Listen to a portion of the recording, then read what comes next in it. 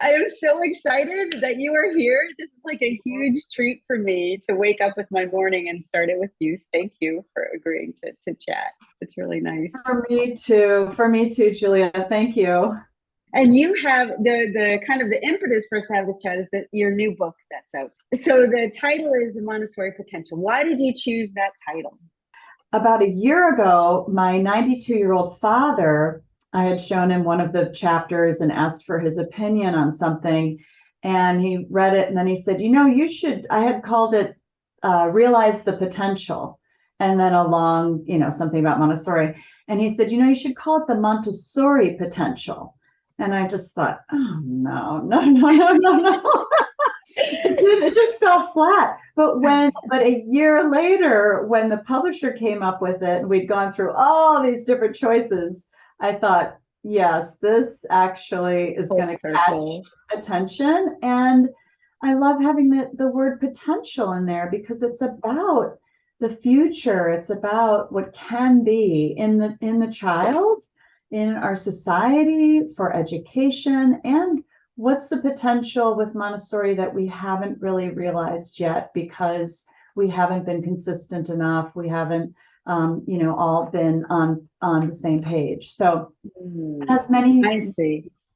So that I know you talk a bit about that in your book, and I want to get to okay, what you just said. I want to take it all apart. Like there's so much of real interest in what you just said, and so I just want to start with a little bit more about you and like your background and how you came to be a Montessori educator and what drew you to write the book.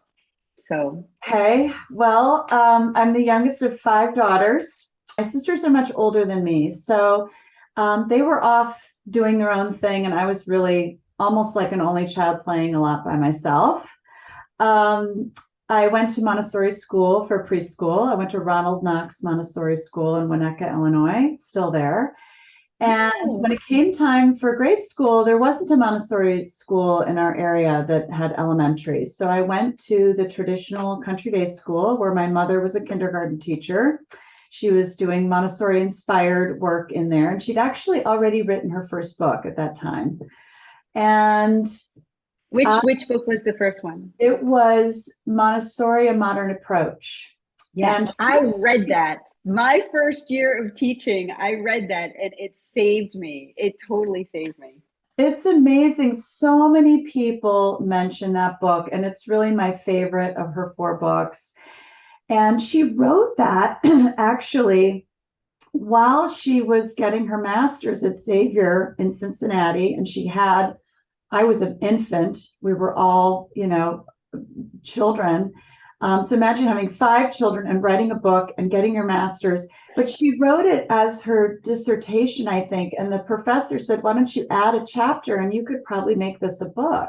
So what was interesting is she didn't really have formal Montessori training at the time. And I think that allowed her to come into it as an observer and really think of what people needed to know. And I think that's why that book is so clear and there's so many quotes. And she really translated Montessori for lay readers, and that was a real gift. So that's just a little background story on that. But I would say I was raised very much with a Montessori approach at home, but I went to conventional school all through grade school, high school. I had it with regular school. I just didn't really enjoy it. I wasn't a bad student, but I didn't enjoy it. I was always looking out the window. I was always, getting in trouble for not paying attention. My mind was elsewhere. But in college, I was fortunate enough to go to Hampshire College, where every student designs their own major.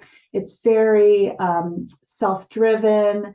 I found that to be so freeing and so motivating. And I experienced firsthand what it's like to have choice in your education. And I also witnessed how other people reacted to that. So after graduating from college, I first wanted to work with horses and train horses and teach people how to ride. And I loved the teaching, experience. But very quickly, I became interested in what my mother and sister were doing. They had founded Forest Bluff Montessori School at that time in Lake Bluff, Illinois. And I kept going in and helping and watching and seeing what that was like, and saw that these little children were able from the very beginning to have choice, to be able to be self-motivated, to follow their interests, and everybody was able to work on their own thing at the same time. And so I decided to take the Montessori training. I just found that really compelling. So I went to take elementary training, fell in love with that, stayed to take my primary training at Washington Montessori Institute. And I then went on to take my 0 to 3 training also, and then eventually audited the adolescent training as well. I just think the more you learn about Montessori at the different levels, the more exciting it is, the more it makes sense. You think you're really excited and attracted to one age group, but when you start to learn about the others and see the commonalities and the whole pieces of the journey, it just becomes more and more interesting. So I then, just to wrap that up, I taught primary, I taught lower elementary, I was assistant head of school at our school, and then the head of school for 15 years. So I was there for 25 years, and I had to step out to finish the book. So I'm currently not at Forest Bluff School because I'm just focused completely on getting this word out to wider audiences, to tell more people about this amazing opportunity that's out there.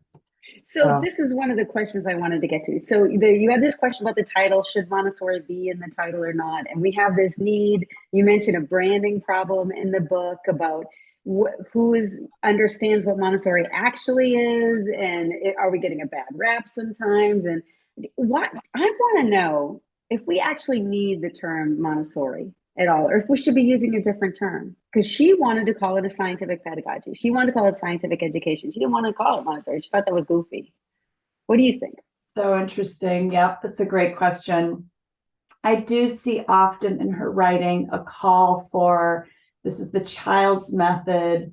Don't look at me, look to where I'm pointing, follow the child. But I do think that the name Montessori is very important because it's through her eyes that we've been able to make these discoveries. And I do think that if someone really studies human development, they will see these truths. I mean, these are universal truths. This is behavior. This is human beings. This is the way our brains work, our bodies work. And you, as a neuroscientist, know a lot about this. I think that the reason we need the name Montessori is that too many people are quick to make judgments about what they think children mean in their behavior. And if people really do go about it scientifically, they will find the same answers that Montessori found. But there's a lot of personal interpretation, right? So when we call it Montessori, we can be looking at what did she see? And we can keep retesting what she saw in our classrooms. Mm. And I think that's very different from saying, this is the child's method. We're all just going to follow the children without any guidance. I think what she gave us that's so valuable is she gave us guardrails. She gave us guidance. She said, look for human tendencies, look for sensitive periods, look for these behaviors, look at these ages. Look what happens when you put them in the same room of these ages. Look what happens when you give them choices of this kind. Look what happens when you give them these particular materials and you present them this way. And that is what Montessori is. So my personal experience has been when you do that, it's unbelievable. It's just incredible the results that you get. So that's why I get excited about it. Yeah, well, I agree with you. And I think that makes a good case for it. I've been anti Montessori as a term because I feel like it suggests we're following a guru model, which we are not. We're following human development, is what we do. And by the way, I'm not a neuroscientist. I only have my master's. I'm Oh, sorry. I know. So, yeah. Anyway, so, but I agree with you that she gives us guide rails. She gives us this kind of really clear path to follow. And it's not just, okay, go start from scratch.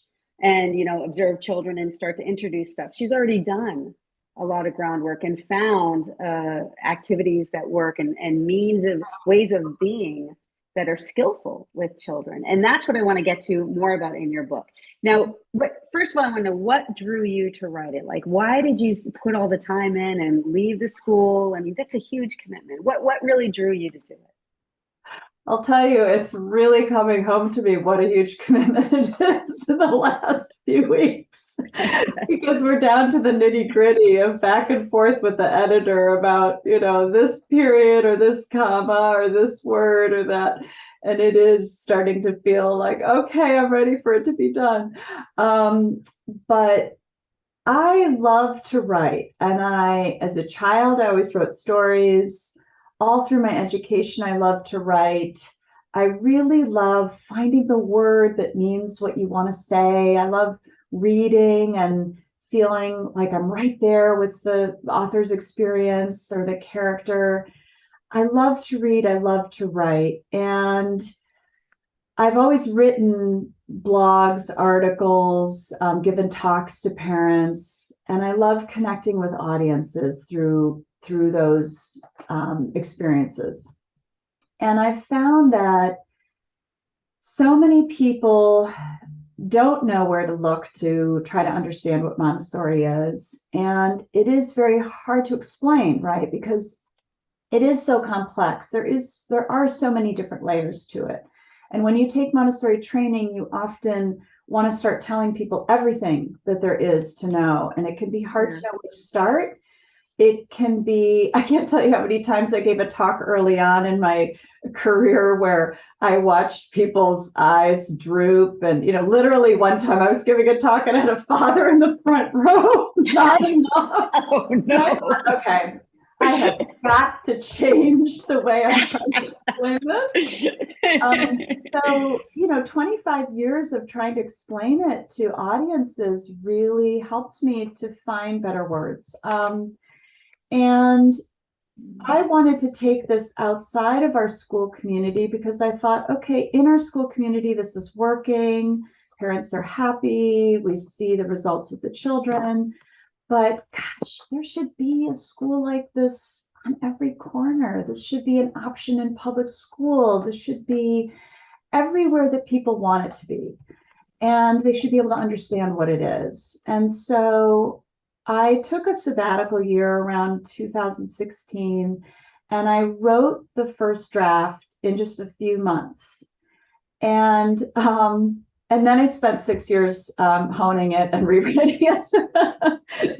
So it really takes a long time to get it right.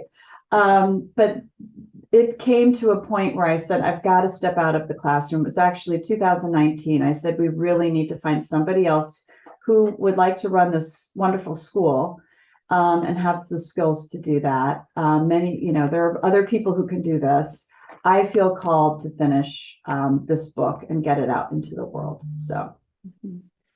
Wow. I can't believe the amount of effort. You really helped clarify what it takes to put something like this together. It's a lot. And you said a couple of things that really, really hit home with me. One of them was that people don't know where to go to find out what Montessori is. Like, why do we all have a different definition? Like, why isn't there just a one line, like, boom, like an elevator speech from Montessori, like to explain what it is?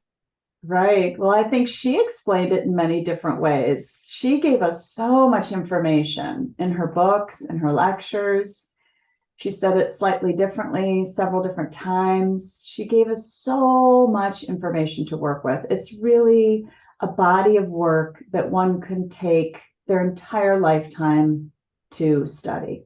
So we can't just boil down human development into a sentence. Is that what you're saying? Like, how do you educate? It's education for life. It's education based on the natural human tendencies that we humans have, and those tendencies vary in their strength from place to place, from age to age, because culture changes things for us. But that's what we're doing, is we're adapting ourselves as adults so we could meet those developmental needs, right? Is that basically what you're saying? Yeah.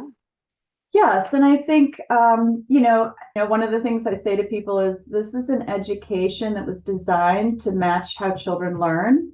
So rather than designing education and then trying to fit children to that, which is what we do in conventional school, Montessori watched children and designed education to match real children.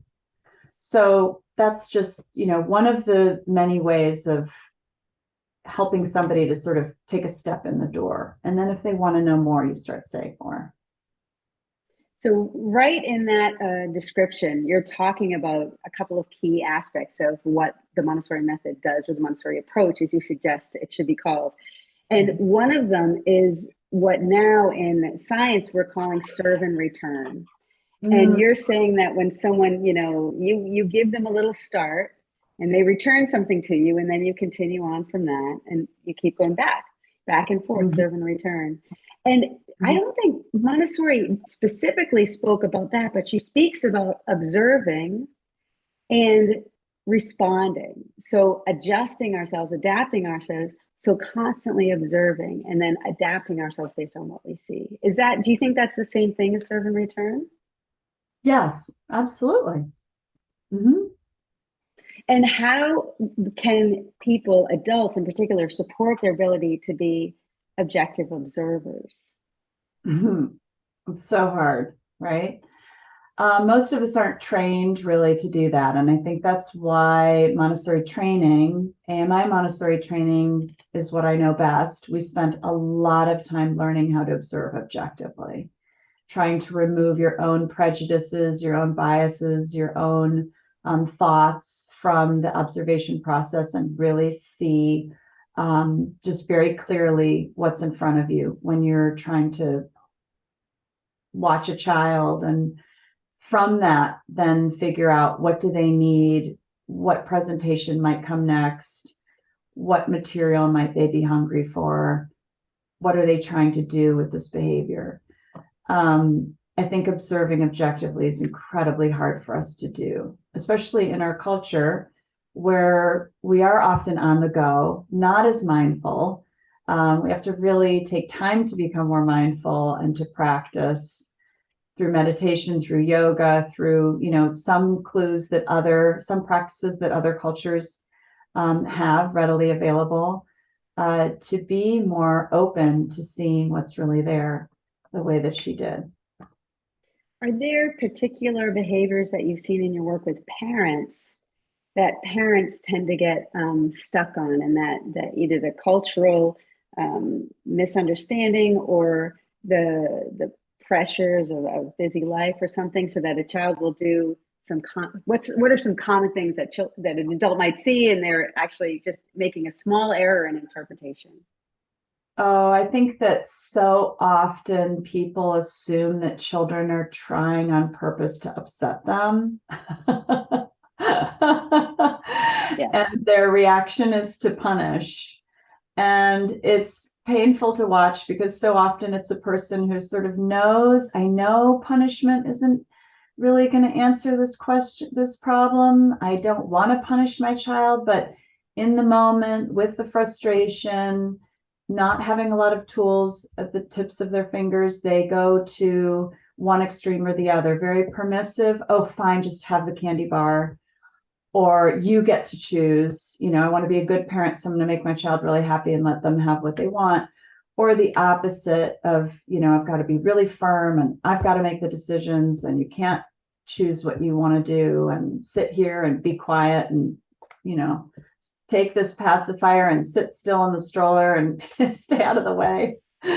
So I think these are common knee-jerk reactions that people don't want to be doing. I mean, nobody does that willingly. It's just these are the things that people fall into. And then they start going to all the books and the psychology, and there's just so much information out there that's overwhelming. So it becomes more difficult. I think that Montessori gives parents a very clear roadmap, as it does for us in the classroom. It gives parents a clear roadmap of, okay, let's take a step back and watch my child And then first, what could I change about the environment? What is the environment giving my child or not giving my child? And what could I change about that? Prepare an environment for them at home or wherever you are. The second thing I tell parents I sort of use these 3 pillars within the classroom and then at home as well to help people understand Montessori. The first is the prepared environment. The second is the adult. Am I modeling? What kind of behavior am I modeling for a parent at home? And the third pillar is freedom and responsibility, or choices and boundaries. And what choices am I giving my child? Some choices? Am I giving them some boundaries? Is it balanced? Are they appropriate? Those are kind of 3 things that a parent can look at that really helps to guide them. And I think those are just gifts from Montessori that it really is effective to think that way. It gives them a structure, a framework.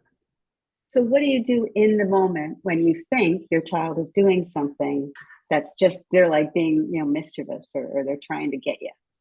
Well, the $1,000,000 question. There are some great books and great psychologists that could answer this very well. I don't want that. No, because I have to tell you, my research in psychology has convinced me, and there's actually plenty of research to support that many psychological interventions are more harmful than helpful. So I'm not interested in what most psychologists have to say. I'm interested in what Montessorians have to say. Right. First, observing and taking a moment to really think about what might be happening. And often it's that the child's overwhelmed because the environment is expecting too much of them, like to make a decision, or they've been pushed to the point where they have no choices. So they've had no choices all day in so many different ways, and they are just screaming for, can I just have a choice? So it's kind of a go back to the drawing board moment, I think, like what led up to this moment. And so often it really is the longer I've spent talking with parents and looking at my own parenting, my children are now in college, the more I've come closer to the point of just saying, just love your children, support them, and work on yourself. Don't try to change them. Don't try to manipulate things. Don't try to focus on them and what are they doing and what should they be doing and why are they doing this? What are you doing? Because 99% of the time, the parent is the one who's frazzled, is dragging their child around. We're the ones sending a lot of anxious signals. We're the ones who haven't been giving many choices or whatever. It so often has to do with us. Mm-hmm. So some of the children that I have watched grow up who are the most self-sufficient, self-directive, able to handle choices and freedom and so on, were raised by benign neglect. They have their parents breathing down their necks, second guessing everything they did and trying to control them. If anything, sometimes they were a little absent, maybe. Benign neglect. Oh my gosh, I love it. Right?